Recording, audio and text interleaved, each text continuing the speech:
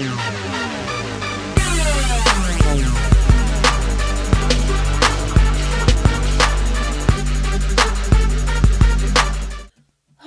I can't wait to talk to Daniel.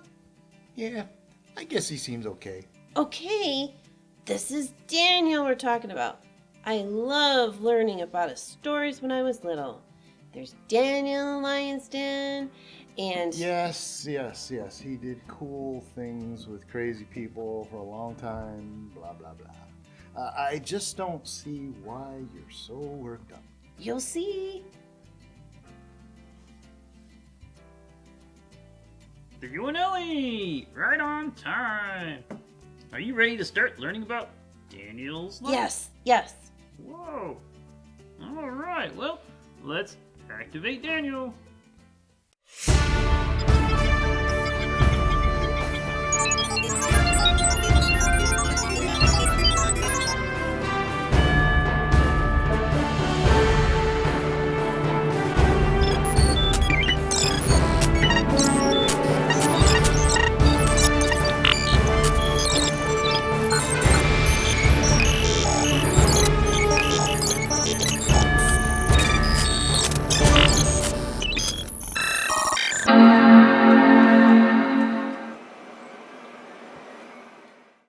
בשנת 3 למלכות יהויקים מלך יהודה, בא נבוכדנצר מלך בבל ירושלים.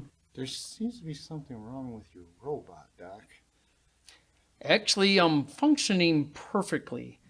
I was quoting the first sentence of my book, Daniel. It's in the language of my people, Hebrew. Ooh, he's bilingual. Actually, Daniel could speak several languages. Yes, I had to. You mean your parents made you? Yeah, my mom wanted me to learn French, but I'm just not good at languages. It wasn't my parents. You see, when I was a teenager, God gave the king of my country into the hands of the King Nebuchadnezzar, king of Babylon. Nebuchadnezzar, Bucka Sneezer? Nebuchadnezzar. Yeah, that's what I said. Well, close, but not quite. Nebuchadnezzar came into my hometown and captured it. That sounds so scary. Were you scared? Oh, I sure was. Well, then what happened? The king sent one of his chiefs, a guy by the name of Ashpenaz, to kidnap some of the teens of my country and take them back to Babylon. I was one of those youth. Well, Ashpenaz chose young men that were from the royal or important families. Handsome, smart, wise, good learners, and confident. Oh, you were one of those perfect rich kids. Go on, Daniel. Some of my friends and I were taken from our families and marched back to Babylon. Oh, no. Yes, it was a long, hard trip. According to my calculations, it would have taken a month, or even more than that, or maybe less than that. Well, around a month to make the journey. Wow, that's quite a hike. And it's so sad to leave behind your family, your home, and your country. No, it wasn't easy, but I knew that God was with me. I knew that He was guiding me on this path. My job was to stay faithful to Him. So, what did you do in Babylon? Were you slaves? Yes, but not the way you're thinking. Well, I'm thinking of hard work pushing big rocks and wearing dirty, ripped clothing. Then there's this big dude with a turban, and he has a big whip. He yells, "Get back to work!" And no one likes him because he's mean and stinks like rotten eggs. Ew, gross.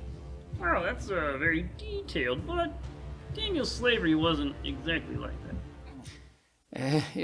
Actually, it wasn't anything like that. My friends and I were to live in the king's palace. We were given the king's food and drink. We were given the best education the Babylonians could offer. That That sounds like a vacation, not captivity. It was hardly a vacation. Tell them about your name. Oh, yes, Belshazzar. Wait a minute. I thought his name was Daniel. It is. So, was that his last name or something? Daniel Belshazzar? No, that was the name the Babylonians changed my name to.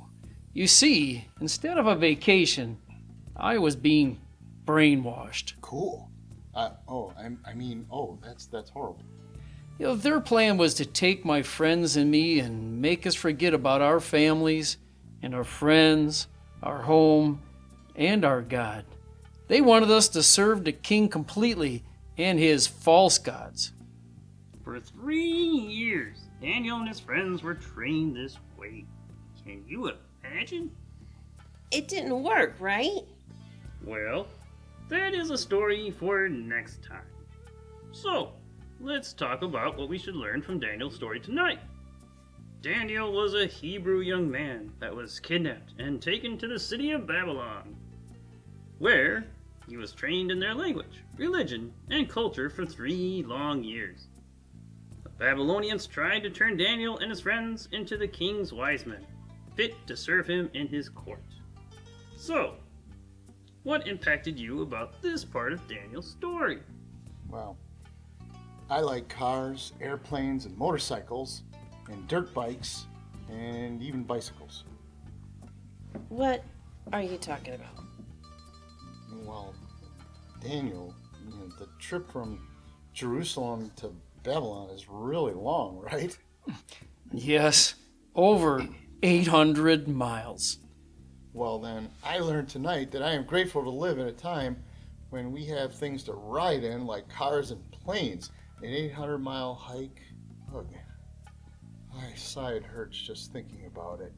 Yeah, you're more likely to ride the couch in front of the TV than go for a walk. Touché. So, Ellie, what did you learn then? I learned that my life is awesome. Hey, my life is awesome. I didn't mean it like that. What I mean is that I have never been captured by an enemy nation, taken far away from my family, and forced to learn a different language and religion. I've got it pretty good compared to Daniel's life. It's true. Daniel's good life quickly changed. God allowed the leader of Daniel's homeland to be defeated, and that event changed his life and his nation forever. That's right. This part of my story teaches us that sometimes God brings bad things into our lives. But as you will see, He has a purpose behind everything that He does. Whether we go through good times or bad, everything happens for God's glory and for our good. Now, the question for all of us is, how will we respond when bad things happen? Well, I'm guessing whining and complaining are out. The Bible tells us to be thankful for the good and the bad. For in the end, God will use it all for our good. Well, looks like our time is about up. Yeah, we should be going. Goodbye, Doc. Yeah. See you later, Doc. Bye. All right, goodbye. See you next week. Good I job. think Good I job. I think the kids learned a lot. I think you're right too. Well, is that about that time? Ready to deactivate. Deactivating. Good night, Daniel.